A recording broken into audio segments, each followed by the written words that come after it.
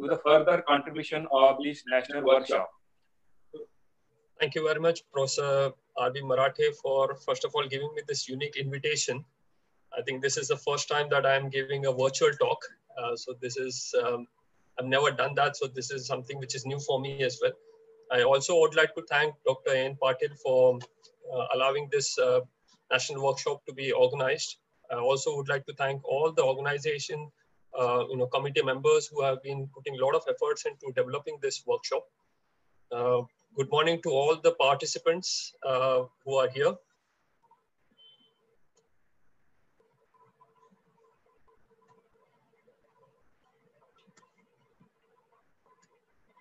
As Professor Marathe said, today I'm going to talk about latest trends and future challenges in chemical sciences. Why should I take this topic from the organometallic perspective? It is not just because of the fact that I have been working in this area, but this area, over a period of time, around 10-15 years, that India has started developing a lot of challenging processes and has started making many contributions to this area. Some of you might be knowing this from the catalysis perspective. So many people are doing catalysis. From a historical perspective, if you look at India, India has always been a powerhouse of organic chemistry. And we have done amazing contributions in this area. And that also culminates in such a way that the pharmaceutical industry, the chemical industry is so big in India. Slowly, things are trying to change in India because many of us, even the next generation, they're getting exposed to this new area of catalysis, not just in India, but people are going abroad, they are coming back, and they have started contributing in a new way. So we are also developing processes which are recognized not just in industry, but also worldwide. And I'm going to give you, first of all, a timeline of what is organometallic chemistry, how it has developed over the period of time, and what are the latest trends, and what is the future. The future is with respect to the new generation. So I'm going to make you think about what you can do as a young generation for the development and the future of not just mankind, but for yourself as well. Simply speaking, what is organometallic chemistry could be simply understood by this equation, this reaction or the structure which has been given.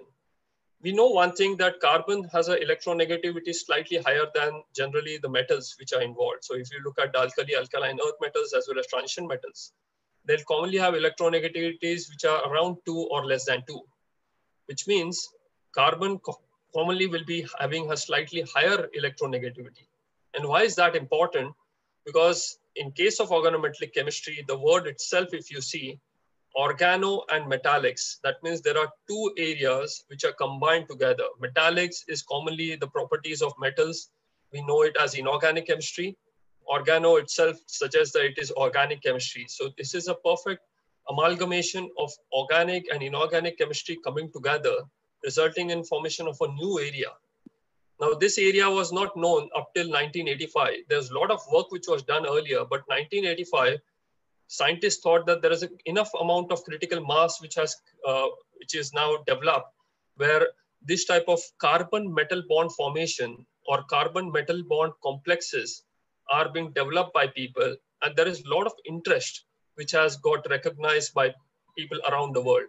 So this got recognized as an area called as organometallic chemistry. Now, what has been known, and these are the simplest examples which I think everyone can relate from 10, 12 standard. First is methyl lithium, where you have methyl carbon coordinated with lithium. Lithium is an alkali metal. Now you can imagine here that the carbon lithium bond would be more of an ionized bond. So your carbon will be negatively charged while lithium will be more of a positive charge.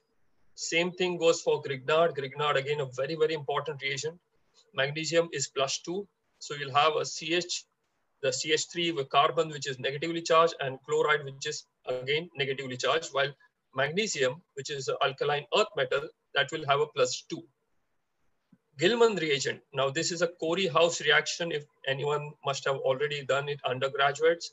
Corey-House was for preparation of long chain alkanes, very important in case of petroleum industry. So Gilman reagent was the reagent which was used where you can do methylation, alkylation.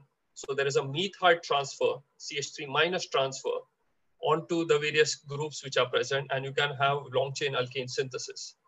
I've given some more examples of this. You can have Wurtz reagent, you know, Wurtz reaction, again, alkyl-alkyl chain synthesis that goes from the sodium alkyl bond formation. So you have again alkyl, which is R minus, sodium, which is plus. Wittig reagent, I think we all know about this synthesis of alkenes. This is not a metal as such, but phosphorus still will have electropositivity. And it has been applied in such a way that you can have phosphorus carbon bond formation. This is like a phosphorane, which I've shown here. And the phosphorane will be used for the synthesis of various alkenes. Simon-Smith reagent, again, a very important reagent where you can see Zn, zinc, which is the final transition metal in case of the first series of transition metals. So zinc is +2, and then you have CH2. So this is again a very important reagent which has a lot of application. We have Lombardo reagent, again CH2 minus is present, but now you have a titanium and a zinc reagent combining together. And then finally a highly pyrophoric, very, very reactive trimethyl aluminium. This reagent is something which is used in the future. You will learn this mainly for masters. They must have already learned about the polymer chemistry, which is the Ziegler-Natta chemistry. So this trimethyl aluminum is always act as a activator for that reaction. It's a highly pyrophoric reaction with small amount of water. It undergoes a lot of explosion. So you can see everywhere there is a metal and a carbon bond which is formed, or a metal element and a carbon bond, where element might have slight electropositivity and carbon will have more of electronegativity. How did it come across? So organometallic chemistry, how has it started? So simple idea is, when it comes to organometallic chemistry, this is known for centuries. For example, the first organometallic reagent, not completely characterized, but this was developed in 1760 in the French army by a person called Cadet. And he developed what is called as cacadoyl or tetramethyl diarsine. Later on, it was decided by people, by understanding the chemistry of these compounds, that can be used as a tonic. So 1800 and further, this cacadoyl was used as a tonic. 1827, Zeiss salt. Now this is called as the first organometallic complex which is known. And why it is organometallic? Because platinum as a metal is coordinating with alkene. We might be knowing from the undergraduate masters that there is something called as back bonding concept, where alkenes, carbonyls, they coordinate with metal. So this back bonding concept is a very important concept. And that was first recognized in 1827 by Zeiss, although the understanding of that was preliminary, and it was confirmed much later in 1800s and 1900s and further by X-ray crystallography, the structure of Zeiss salt.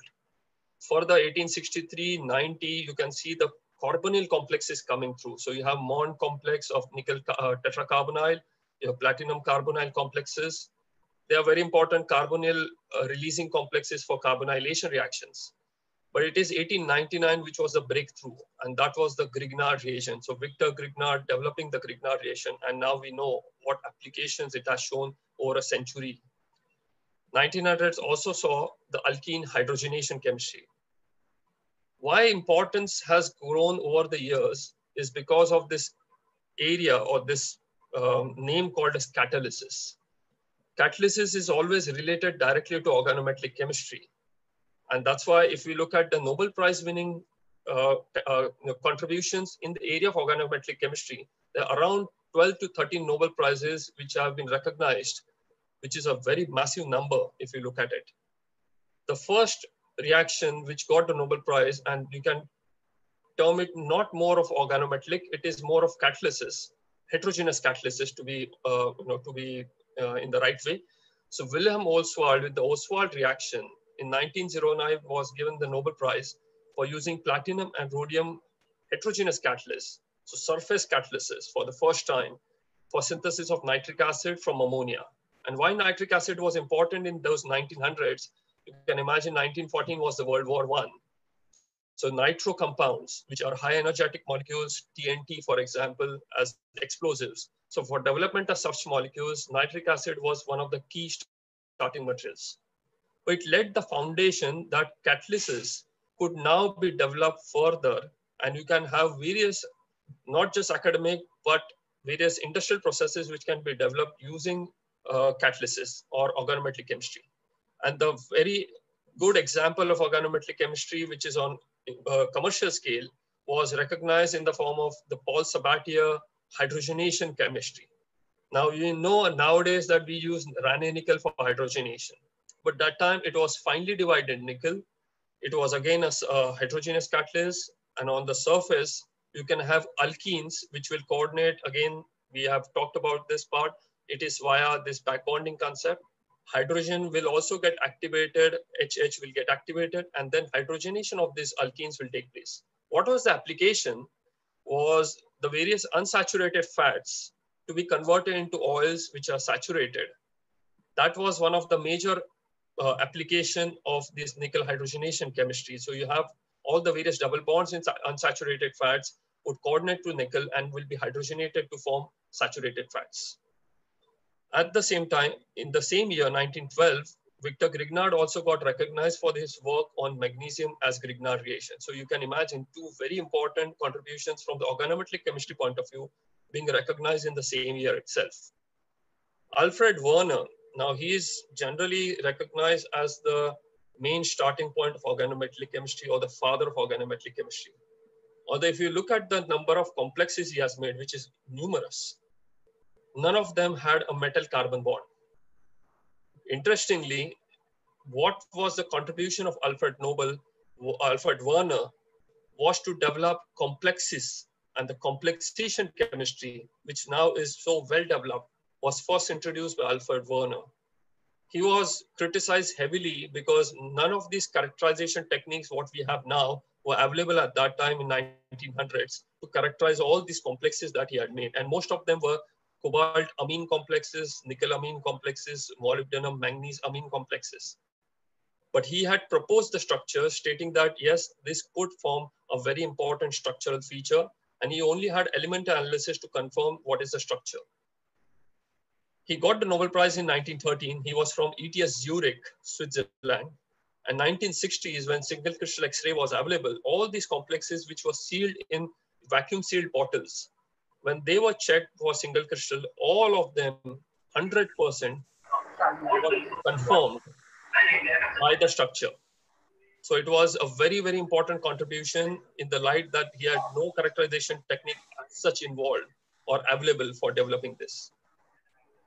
Next, very important contribution, again, not directly from the organometallic point of view, but very important for catalysis, which is the Fritz Haber and the Bosch process, the Haber-Bosch ammonia synthesis.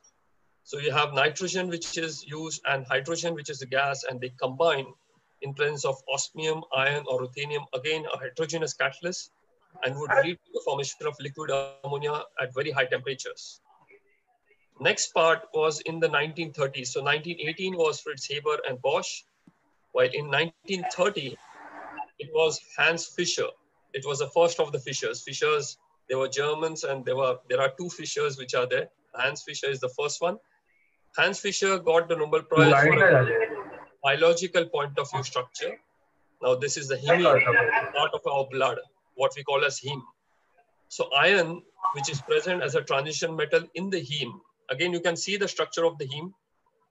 There is no carbon metal bond as such, but it laid the foundation that if you have all these biologically important molecules and transition metals or metals are present, coordinated to them, then they can be recognized even in certain other structures where there could be a possibility of formation of a metal carbon bond. And subsequently in 1964, Dorothy Hodgkin confirmed the structure of now what is called as vitamin B12 or cobalamin complex. Here, if you see R group, which is present on this cobalt, could be a cyano group. That means it is a metal carbon bond. It could be a methyl group. So then again, there is a metal carbon bond. They will be cyanides, Cn minus, and methyls as methyl minus. So you can imagine how slowly, from the work which has been done earlier, slowly people got influenced and they started understanding that an organometallic perspective of metal carbon bond formation is so useful. And that can be recognized not just in general chemistry, but can be recognized even in our bodies for essential molecules such as vitamins. Now, George Wittig, which is the recent 1979 contribution. So two people were given the Nobel Prizes. George Wittig, mainly for the Wittig reaction, as we all know, mainly for the formation of alkenes, selectively getting the trans alkene as compared to cis alkene.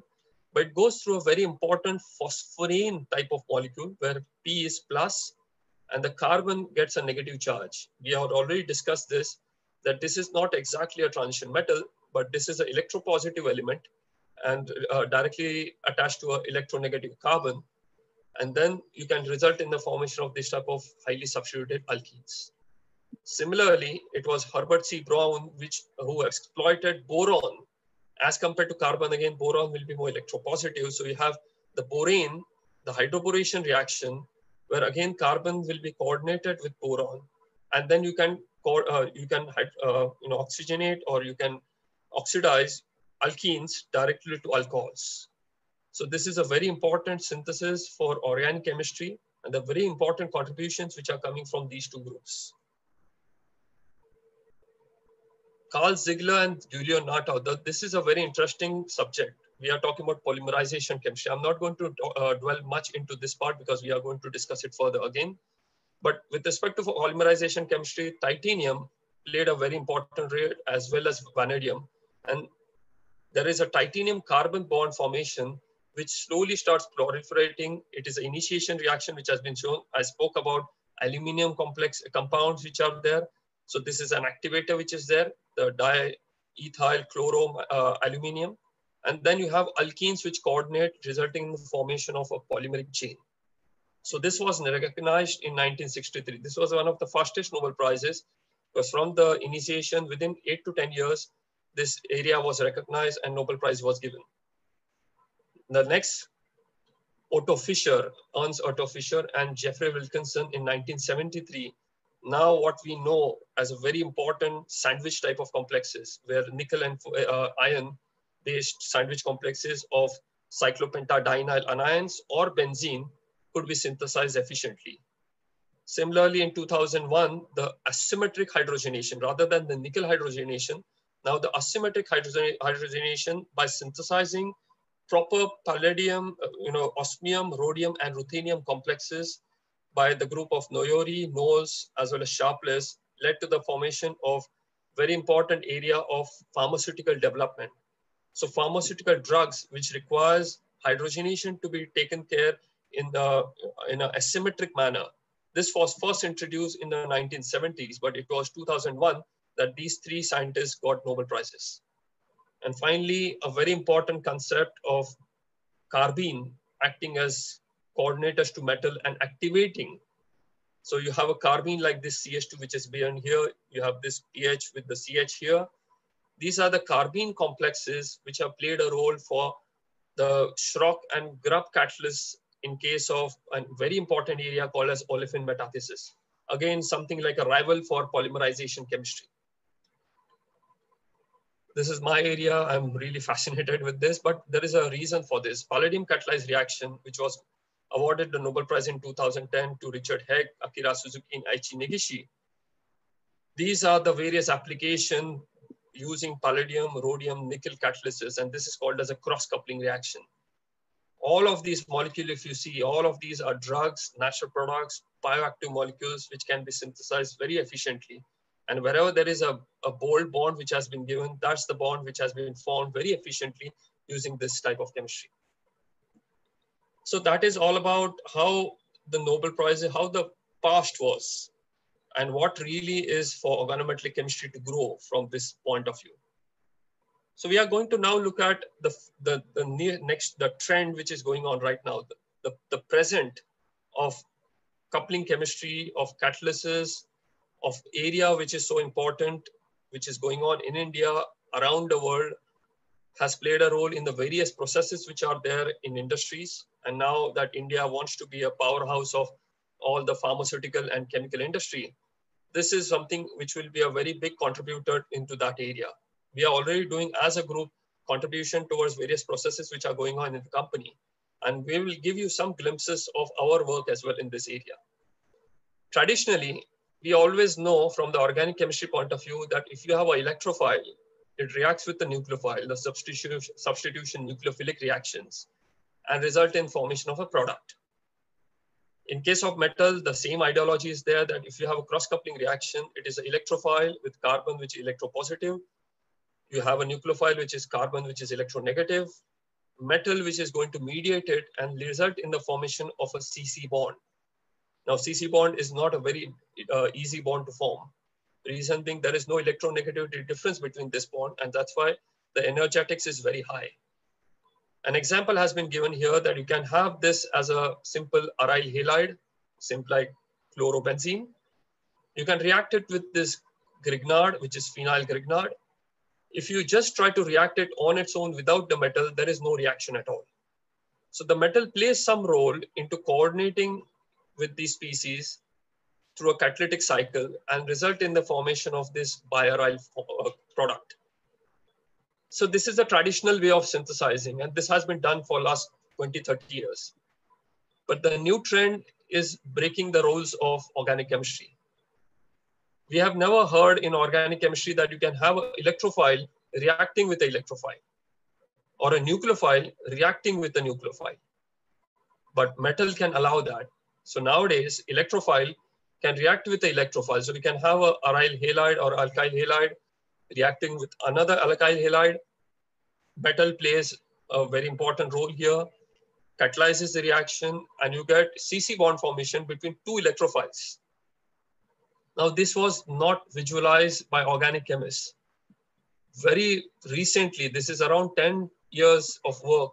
In the last 10 years, people have started exploring the part that you don't have to go traditionally. You can develop processes which are totally new. So an example has been given that if you take such type of alkyl chloride, now this can be a racemic mixture, reacted with aryl or heteroaryl iodide, nickel complex coordinated with such a ligand here, which is called as Biox ligand. And then what you are getting is formation of an asymmetric center and chiral induction. So chiral induction is mainly because of the metal complex formation. So you have metal with this ligand, which is chiral ligand, and that somewhere in the catalytic cycle is defining the chirality of this carbon, which is present here. So from a chiral, you are getting a chiral product, and that also between an electrophile and an electrophile, because you can see the carbon here is electrophilic. You can see carbon here is also electrophilic.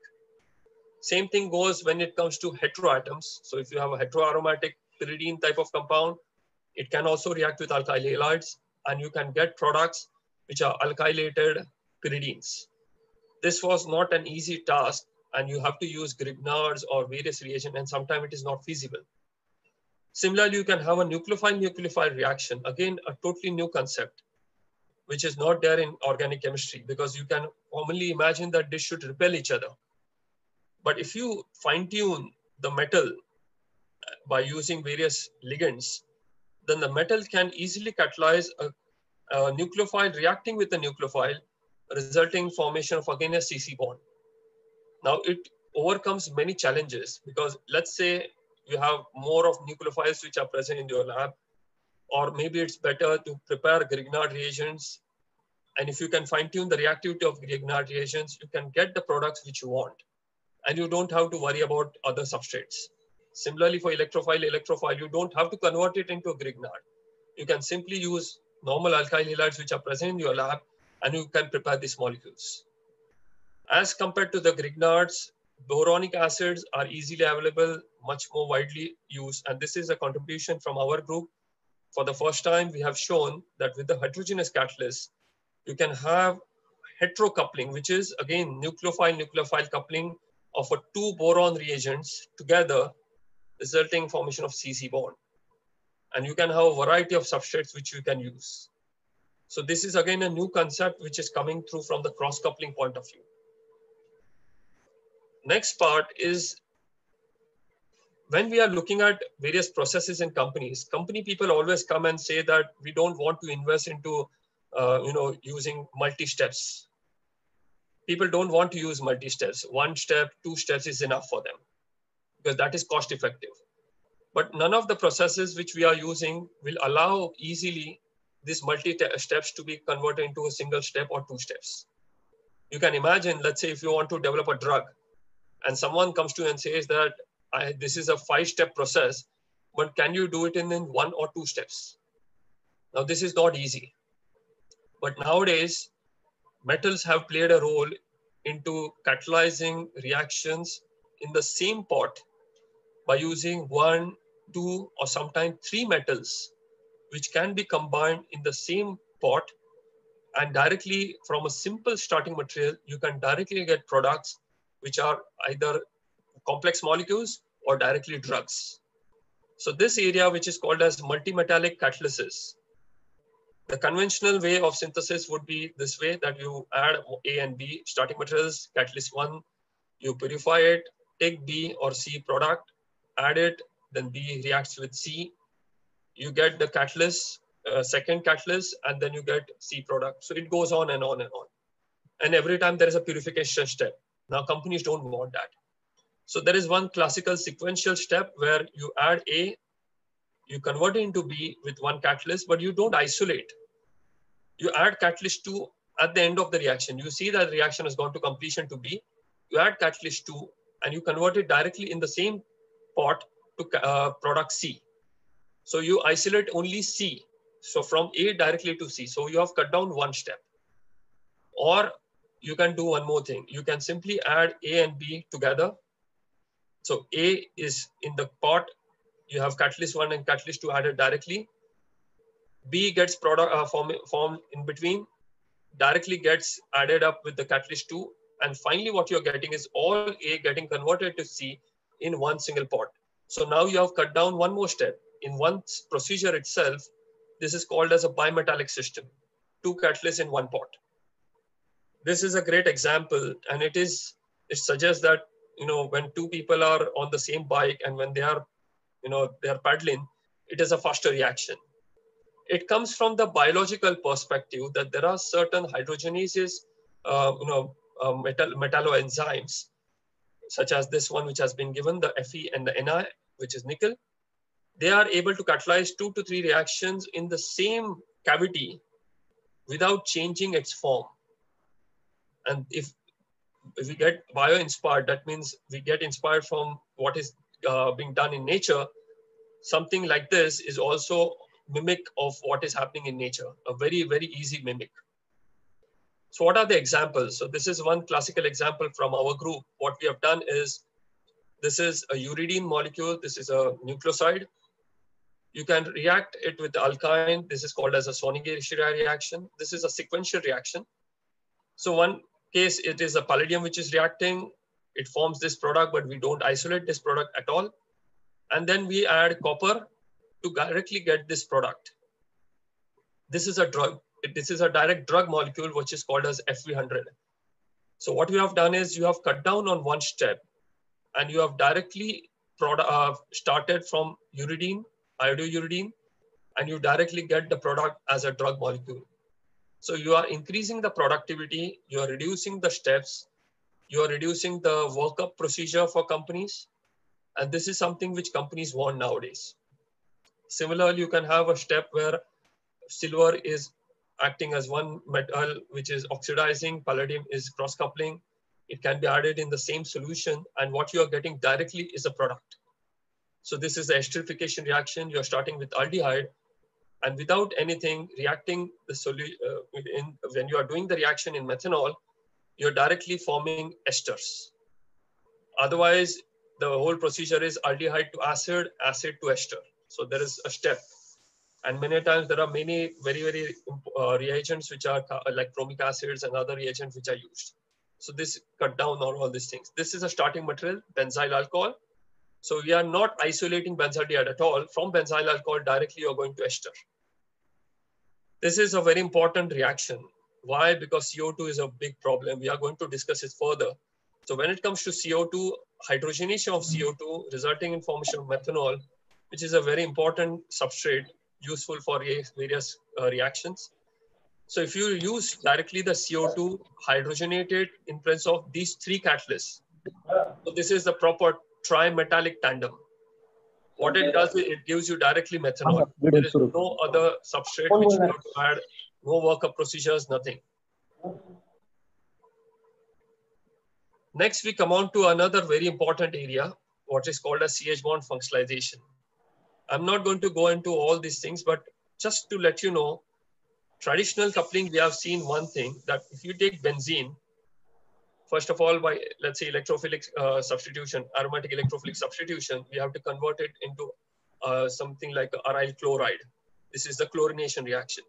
The CCl bond is generally activated by magnesium to give you something like this, which is a aryl metal, which is a magnesium reagent. And then you are carrying out a Suzuki coupling or any cross-coupling reaction to give you this product. So there are various steps which are involved. And in that regards, you are getting the product in 4 to 5 steps. What if you cut down all these steps and start directly from benzene? And in one procedure, one reaction, you directly form this product. So you are cutting down on this alkyl aryl halide formation, aryl Grignard formation, and then procedure. You directly take benzene and convert it directly to this biphenyl. Why biphenyl? Because you can see there are various drugs as well as agrochemicals which are synthesized using this structural moiety. So what is known? This is the fundamentals of organic chemistry, what we know.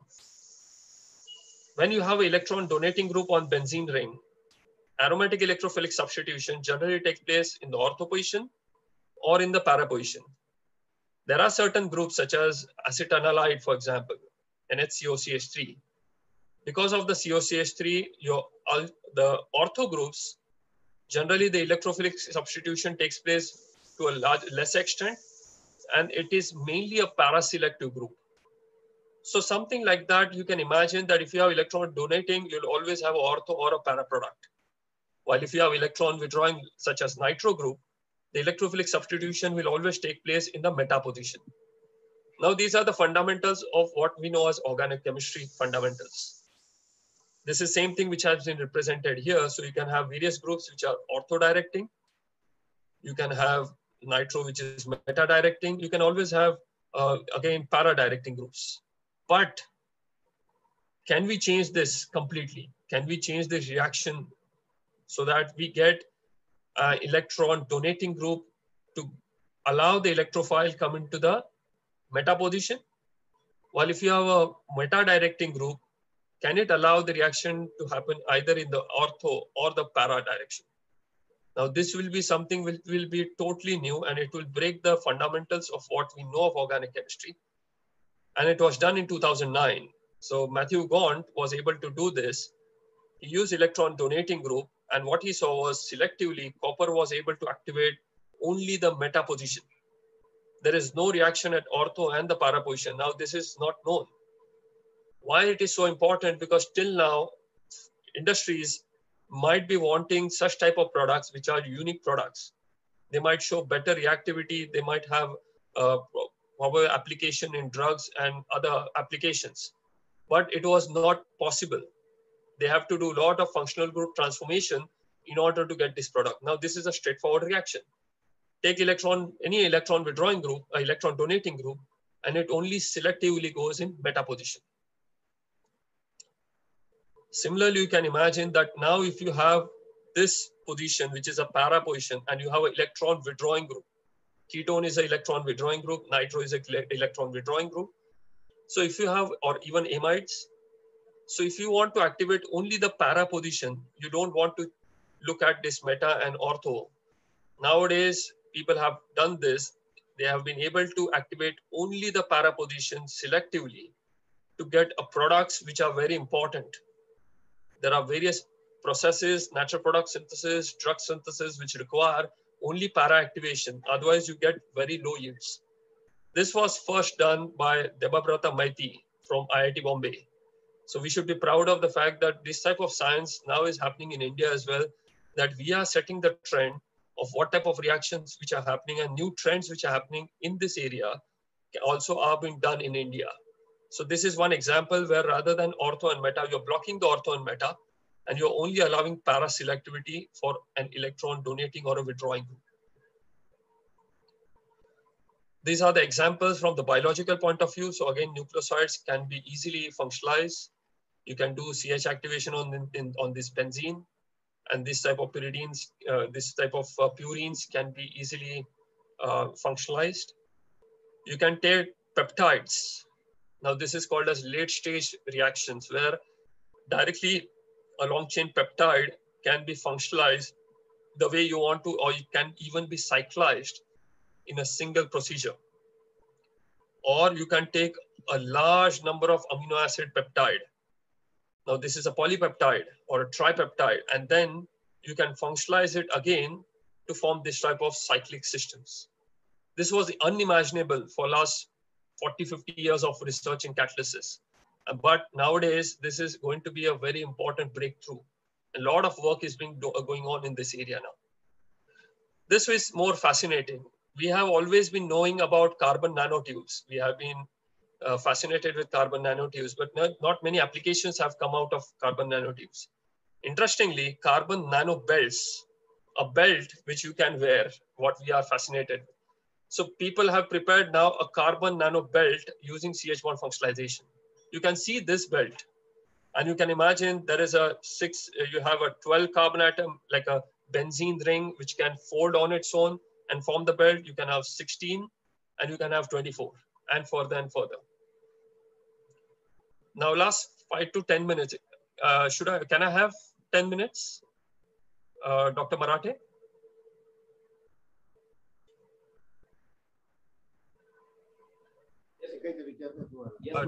Is it okay if I take 10 minutes more? Yes. Okay. So last 10 minutes, I'm going to discuss about the future challenges. We have seen the past, we have seen the present, and now we are going into the future. The future is directly related to the students who are listening to this, because you are the future generation. This is the science which is going to be very important for you.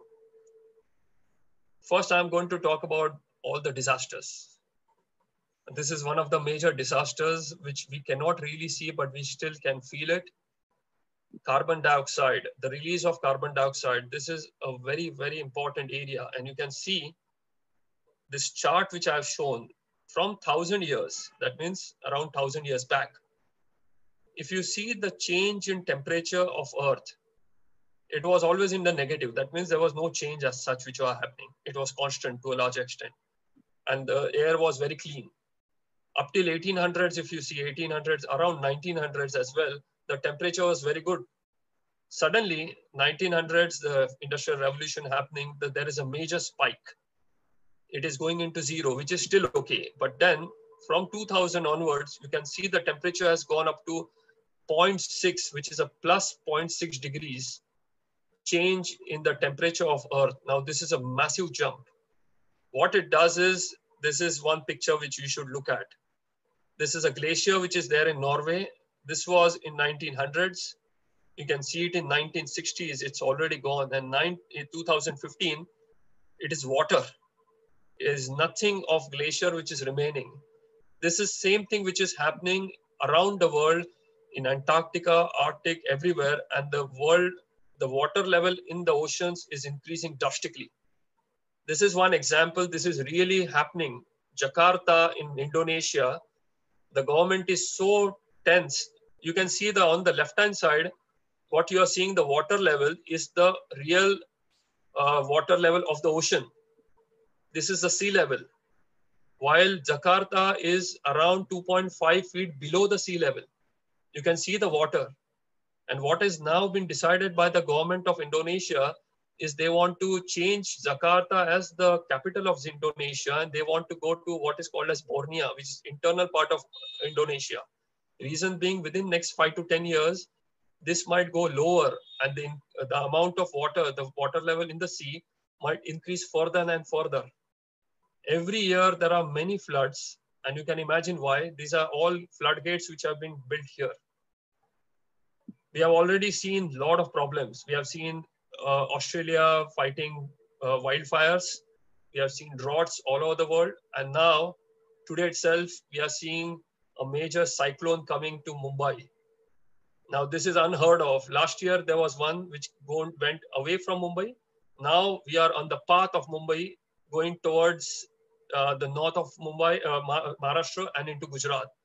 Now, this is the change which is happening. We already saw massive Amphan as a cyclone which has come through to the east of India. Can we not think about the fact that carbon dioxide pollution is increasing rapidly and this change will not be stopped? But what is the science telling us? Science is telling us that we can do something about this. So there are companies around the world. This is one company from Switzerland. They are using CO2 from the atmosphere and they are combining. So first of all, they take the CO2, they separate it out from various gases, concentrate the CO2, and then react it with very high pressure of water to form carbonates. Now these are rocks.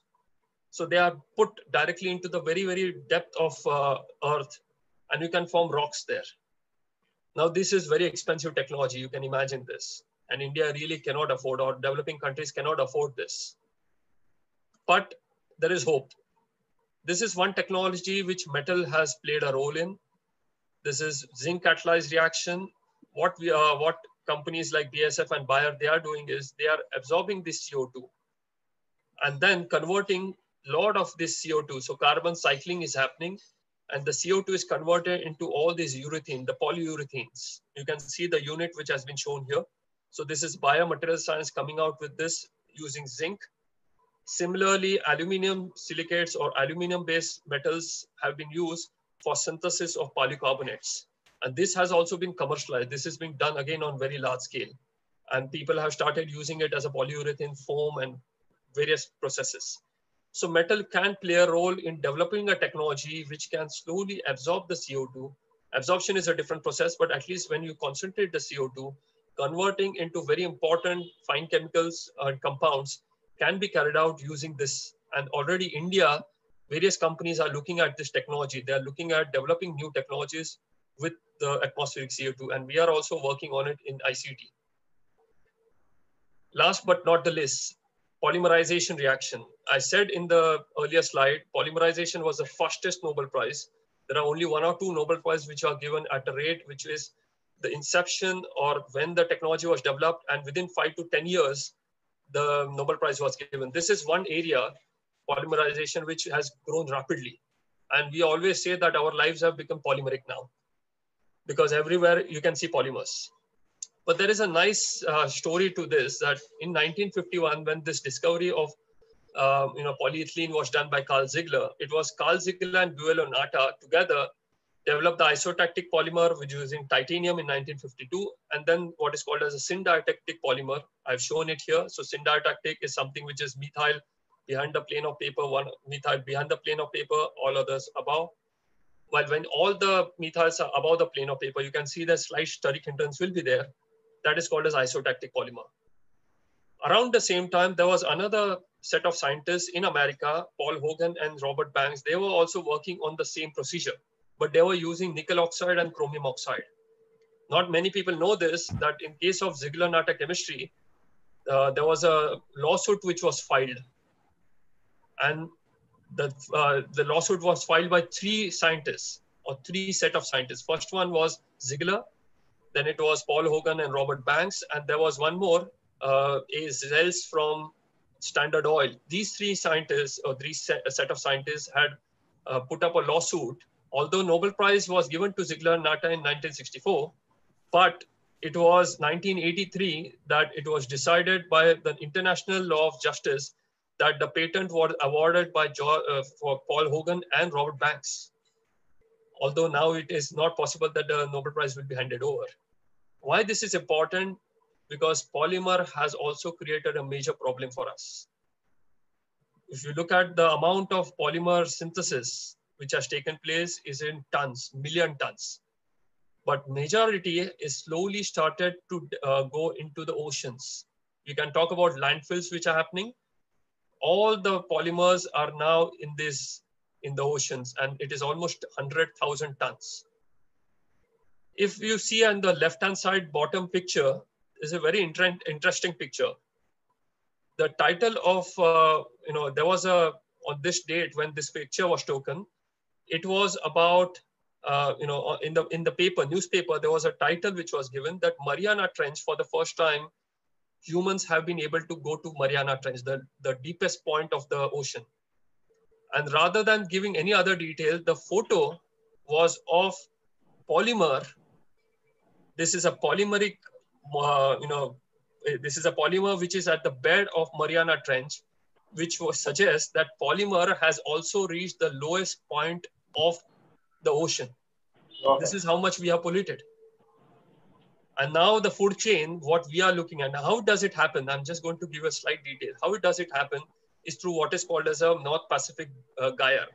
So you have all these, water from various parts of the world, they are circulating. So anything from India would reach America after some time. And you can get a made in India part, which is there on that plastic as well. You can confirm that. Similarly, in the food chain, what is the new food chain for us?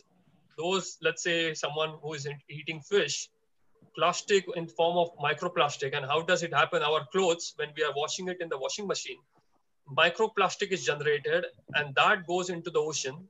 This is being eaten by the fish, and now fish has plastic and we eat fish. So this is a new food chain which has been identified by scientists, and it is happening all over the world now. What is being done by scientists? So there is one pathway which is the natural pathway that you can have plastic degradation, and you can have various chains of plastic which can degrade. But you can imagine CC bond is not an easy bond to break. And that's why we always say polyethylenes, polypropylenes, they can have a lifetime of around 10,000 years. In that regards, people have come out with these iridium type of complexes or aluminum complexes, which can eat up polyethylenes and various other alkanes and polypropylenes easily into smaller molecules, smaller alkenes. And in certain cases, you can even get liquid fuels as well as waxes. So same thing has been done using aluminum as a thermal degradation product. You can get into smaller molecules. You can break them down via radical reactions. And this is the future of what is happening. This is still a technology which is not yet come out of the labs, but the next future generation, this is going to be a major challenge of developing technologies for CO2 as well as technologies for polymers. So on that behalf, I would like to conclude my talk, giving details about how organometallic chemistry has become so important. Catalysis is going to be the future of this area. And I'm sure that Indian scientists, the young generation, the future generation, they are going to do some amazing contributions to this. Possibly if the science is so good, we might even get the Nobel Prize in this area. So let's hope for the best, but we really have to put efforts because there are real problems which are there in front of us. Finally, I would like to thank again the organizers in giving me this opportunity of allowing this type of talk to happen. I also thank all the people who are here to listen to the talk. And for those students who will be interested in doing research for PhD, if you are an Inspire awardee, CSR Net or UGC Net JRF, our group is very much interested in having such students. We have various projects which are directly related to academia, but also various industrial processes which we work with, which means the future of getting job opportunities and probably going to for postdoc is much easier.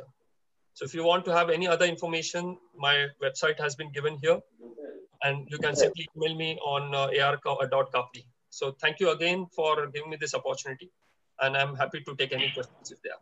Thank you. Thank you, Dr. Kapdi. Thank you very much. Thank you very much. As your topic is currently related with the current situation, situation, most of the participants, although they are not from from chemistry stream, but we enjoyed it lot much because it was with our day-to-day situation, and we grab it. Thanks for such a Thanks nice for such a nice presentation, presentation, and and we will be in touch with you very soon in coming days also for more further guidance. Now, with this, I would like to also say that our campus itself is a fine blending and amalgamation of a chemistry. The institute itself has a different type of infrastructure and all type of facilities are available there. And thank you for very much for such a nice presentation, nice lecture. With this, I over to Professor Dr. R.B. Marathe, Head of the Department of Chemistry, for vote of thanks of this such wonderful session. Thank you, sir. On behalf of Vasantrao Naik College, I express my vote of thanks to our first session guest speaker, Professor Dr. Anant R. Kapdi, for valuable talks on organometallic compounds and its catalysis in chemistry, particularly for chemistry communications with the concern with the chemistry. I thanks again his presence and guidance. Thank you, sir, for sharing with us for your words of wisdom. Thank you, sir. Once again, thanks. Thanks. Thank you. Thank you very much. Thank you.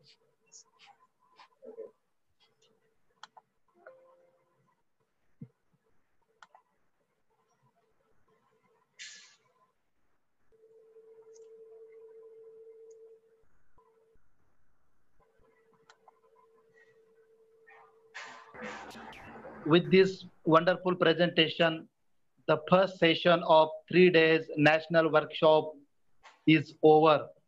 Now it's my great pleasure to switch over for the